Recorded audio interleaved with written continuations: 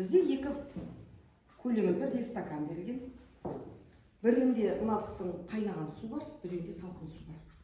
Қазір мен осы екі стаканға бірдей мөлшердегі шай салам, бірақ екі түрлі су құямын.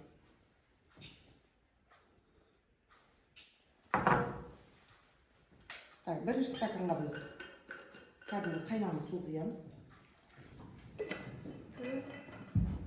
Екінші стаканға салқын су құямыз.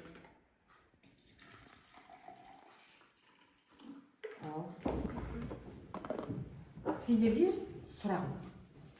Көлемі бірдей екі стаканға бірдей мөлшерде шай салынды, бірақ екі түрлі су құйылды. Неге екеуі екі түрлі? Қалай жауап береміз?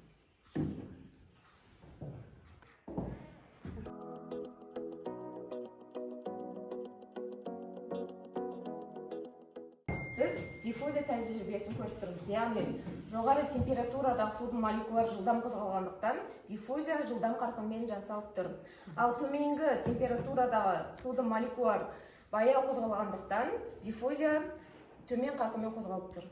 Біздегі тәжірибелік мысалдардан біз нені байқадық? Функционалдық сауаттылығымыздың іс-әрекетін байқадық. Яғни біз алған теориялық білімімізді іс жүзінде қолдана білеміз деген сыят екен.